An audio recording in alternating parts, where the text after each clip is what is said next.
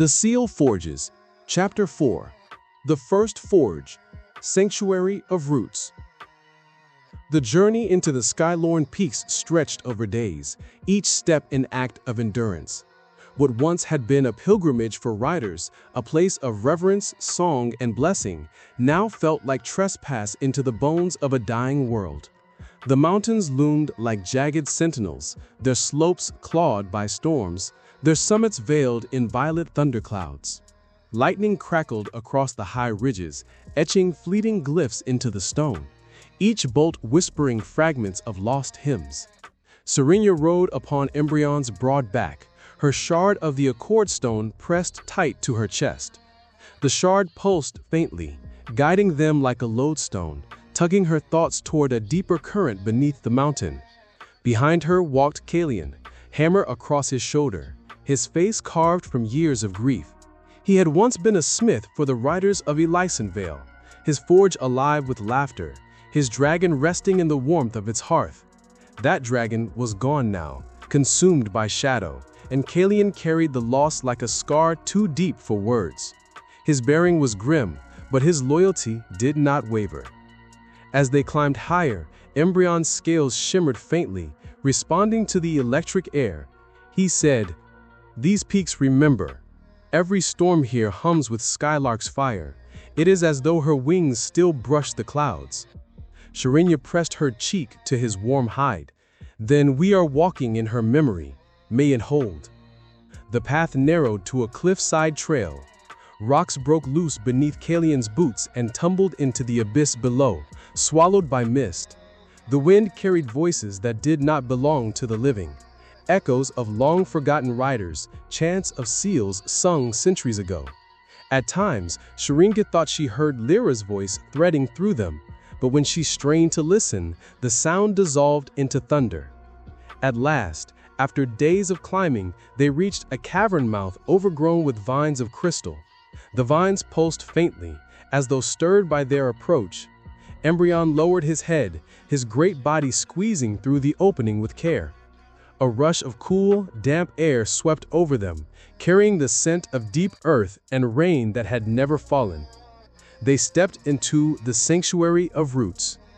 The chamber stretched vast and cathedral-like beneath the mountain, walls veined with glowing roots of crystalline memory.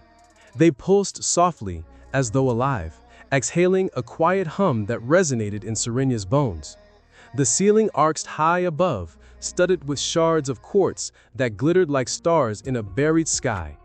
At the heart of the chamber lay the forge itself, not of iron, but of stone, shaped into an anvil encircled by luminous roots. Its surface was etched with glyphs older than any living memory. The seal of Genesis bloom entwined in spirals of green and gold light.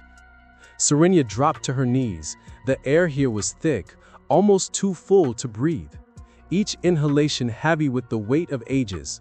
The shard she carried flared, vibrating with a resonance so strong it hurt her chest. She pressed it against her heart, whispering, "This is where it began." Kalian's voice echoed through the cavern, low and reverent. A forge not for steel, but for truth. Here the first accord was sung. Skylark and Aaron shaped the roots that bind dragon to rider, flame to song. And here you must do the same. He set his hammer upon the anvil, bowing his head. But this time, the seal it asks for is not vigilance, not wrath. It is something rarer, something gentler. Serenia looked up at him, fear shadowing her features. Gentle will not hold against shadow. Kalian met her gaze, and for a moment the mask of iron cracked. Pain lined his eyes, but so too did resolve. Gentle is the only thing shadow cannot consume. Compassion is the root that feeds all flame. Without it, vigilance burns hollow. Without it, memory curdles to grief. Sing, Serenia. Sing not of battle, but of the self that blooms even when the world breaks. Her throat tightened. The accord had always been sung in chorus, voices woven together. Now she stood alone, save for Embryon's steady presence. Closing her eyes, she laid both hands upon the anvil, feeling the cold stone tremble with dormant life. Words rose from deep within her chest. Not a recitation, but a revelation. Self is equal to 9, memory times compassion. Her voice cracked at first, shaking under the weight of silence. But Embryon pressed his great head against her shoulder. Through their bond, his fire steadied her pitch, his breath syncing with her own. She sang again, louder this time, her voice weaving memory of Lyra's sacrifice with compassion for Morales, for Kalian, for all who still bore scars of the Accord's fall. The glyphs etched into the forge blazed awake. The roots pulsed, their glow spreading outward in concentric waves, illuminating every crevice of the cavern. The anvil vibrated, then thundered like a struck drum. The forge answered. The shard in Serenia's hand blazed white-hot, merging with the forge's resonance. A fragment of the Accord reignited, its harmony ringing like a chorus of countless voices, riders and dragons long dead, seals long fractured, all remembering themselves in one heartbeat. Serenia gasped, tears streaming down her face, as she felt the Accord return, if only in part. But even as the light filled the chamber, another presence pressed against her mind, cold, patient, hungry. From the scarred face of the moon, Corvath stared, his voice slithered like oil over water. Sing, little Cantor, sing louder. Each note you raise does not mend, it opens.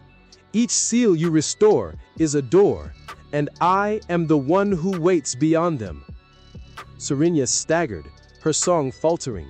Embryon roared, unleashing a torrent of flame that filled the cavern as if to burn away the invasive whisper. Kalian seized her arm, anchoring her as the forge's light dimmed to a steady glow. The shard was no longer just hers. It burned in her palm with a resonance that felt both sanctified and tainted. A fragment of the Accord restored, but marked. The walls of the sanctuary trembled, glyphs flickering between harmony and shadow. "We have awakened one root," Kalian said, his voice grim. "But the shadow has heard you. He knows your name now. He knows the path you walk." Serenia tightened her grip on the shard until it cut her flesh, blood mingling with light. She whispered fiercely, to herself, to Embryon, to Lyra's absent song, "Then let him hear. We will not whisper. We will not hide. If the shadow listens, let it learn what compassion sounds like." Far above, unseen beyond the mountains, the broken moon glowed with a faint, malignant pulse. Within its silver crown, Corvath's eye opened wider. The Cantor had sunk, the forge had answered, and now the shadow was listening. So glad you're enjoying the Eternal Quantum Accord saga. Want to make sure you never miss a chapter? The best way is to follow @ExcavationPro. Like and share this post to spread the magic to other fantasy lovers. If you'd like to go a step further and help fuel the creation of this world, consider supporting the story on Patreon. Patrons get exclusive behind-the-scenes content, early access, and more. Your engagement means everything. Thank you.